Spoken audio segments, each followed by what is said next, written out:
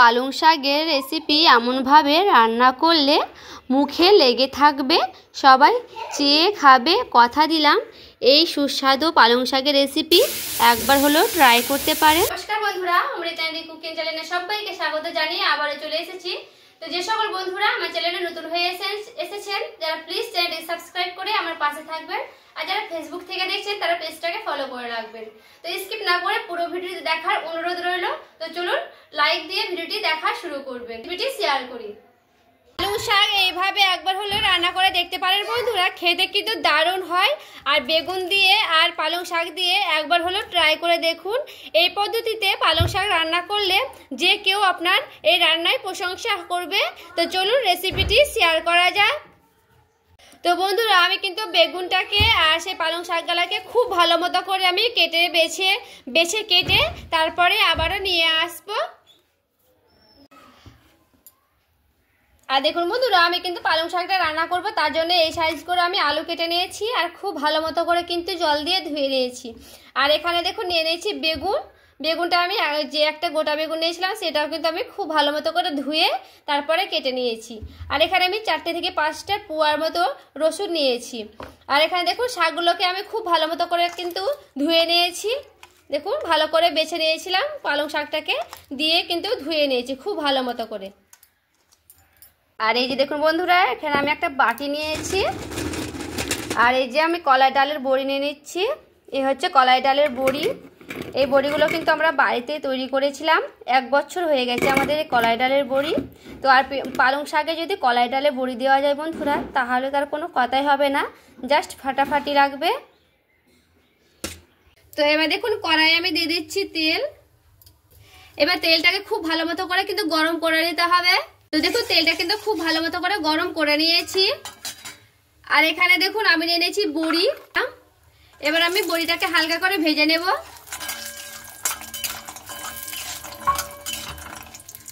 তো দেখুন বড়িটাকে কিন্তু আমি হালকা করে ভেজে নিয়েছি। এটা কিন্তু বেশি লাল করতে হবে না, হালকা করে ভেজে নিলে হয়ে যাবে।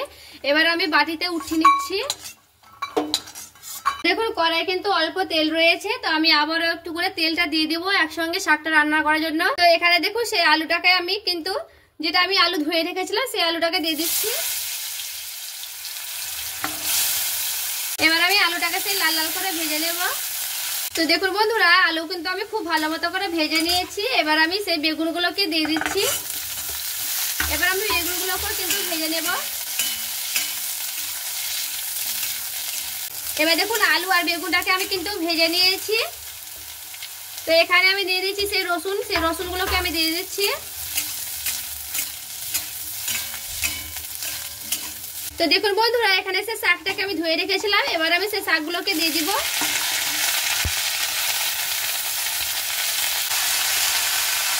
এবার আমি শাকের উপরে দিয়ে দিচ্ছি পরিমাণ মতো লবণ।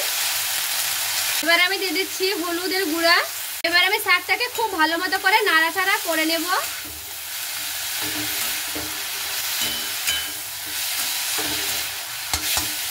আমি ঢাকা দিয়ে দিচ্ছি। এবার দেখুন 2-3 মিনিট কিন্তু হয়ে গেছে। এবার আমি ঢাকনাটা উঠিয়ে নেব। আর দেখুন বন্ধুরা, পালং শাক থেকে কিন্তু জলটা ছেড়ে এসেছে। এখানে কিন্তু পালং শাকে জল দিতে হবে না, আর গ্যাসের আঁচটা কিন্তু কমে দিতে হবে। তো দেখুন এখানে দেখবেন পালং শাকগুলো কিন্তু জলগুলো যখন ছেড়ে এসেছে তখন কিন্তু সেই বড়ি ভাজাগুলোকে কিন্তু আমি দিয়ে দেব। এবার বড়িটাকে দিয়ে একটু ভালো মতো করে নাড়াচাড়া করে নেব। আর দেখুন গ্যাসটাকে কিন্তু কমিয়ে দেব, দিয়ে এবার ঢাকা দিয়ে দিচ্ছি। এবার দেখুন বন্ধুরা, আমি কিন্তু ঢাকনাটাকে উঠিয়ে নিচ্ছি। আর দেখুন পালং শাকগুলো কিন্তু কি সুন্দর শুকনো শুকনো হয়ে এসেছে। আর দেখুন আমার কিন্তু এখানে বড়িগুলো খুব ভালো মতো সেদ্ধ হয়ে গেছে। আর বড়িগুলোকে আমি কিন্তু এইভাবে আধা ভাঙা করে একটু করে ভেঙে দিচ্ছি। এইভাবে ভেঙে দিলে কিন্তু ভালো হয়, যেন সেদ্ধটা ভেতর থেকে হবে তার জন্য। তো দেখুন একটু ভালো মতো করে আমি নাড়াচাড়া করে নিচ্ছি। শাকটাকে ঢেলে নিচ্ছি, তারপরে আবারও দেখাচ্ছি। দেখুন শাকটাকে কিন্তু আমি নামিয়ে নিয়েছি। আর কিন্তু আমি কিন্তু আর কড়াইটাকে ধুলাম না এই পর্যায়ে। তো দেখুন অল্প করে আমি দিয়ে দিচ্ছি তেল। তো দেখুন তেলটা কিন্তু গরম হয়ে গেছে। আর এখানে আমি দিয়ে দিচ্ছি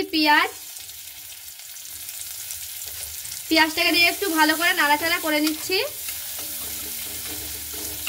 আর এবার দেখুন বন্ধুরা পেঁয়াজটাকে আমি কিন্তু লাল লাল করে ভেজে নিয়েছি। এখানে দেখুন একটা আমি লঙ্কা নিয়েছি, সেই লঙ্কাটাকে আমি ভেঙে দিচ্ছি মধ্যে থেকে। এবার আমি দিয়ে দিচ্ছি তেলে এবার লঙ্কাটাকে একটু ভেজে নেব। এখানে চাইলে রসুন দিতে পারেন, যেহেতু আমি আগে রসুন দিয়েছি এখন আমি রসুন দেব না, শুধু পেঁয়াজটা দিয়ে কিন্তু হয়ে যাবে। এখানে দেখুন আমি নিয়ে নিচ্ছি কালো জিরে দিয়ে দিচ্ছি। এবার কালো জিরেটাকে দিয়ে একটু ভালো মতো করে নাড়াচাড়া করে নেব।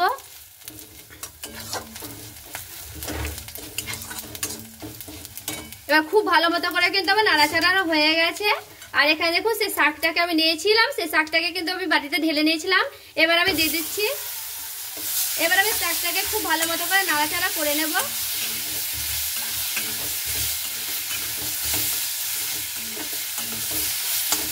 সব শেষে আমি দিয়ে দিচ্ছি চিনি দিয়ে একটু ভালো মতো করে নাড়াচাড়া করে নিচ্ছি। দেখুন বন্ধুরা আমার কিন্তু শাকটা রান্না হয়ে গেছে। এবার আমি নামিয়ে নিচ্ছি। দেখুন কি সুন্দর কিন্তু হয়েছে, আমি নামিয়ে নিব এবার। আর এই যে দেখুন বন্ধুরা আমি কিন্তু শাকটাকে নামিয়ে নিয়েছি। আর দেখুন কতটা লোভনীয় হয়েছে। আর যেহেতু বড়িগুলোকে আমি ভেঙে ভেঙে দিয়েছিলাম, এটা কিন্তু বড়িটা সেদ্ধ হলেই যখন একটু নাড়াচাড়া করলে কিন্তু ভেঙে ভেঙে যাবে, মানে আধা ভাঙা হয়ে যাবে, তখন কিন্তু খেতে খুবই ভালো লাগবে।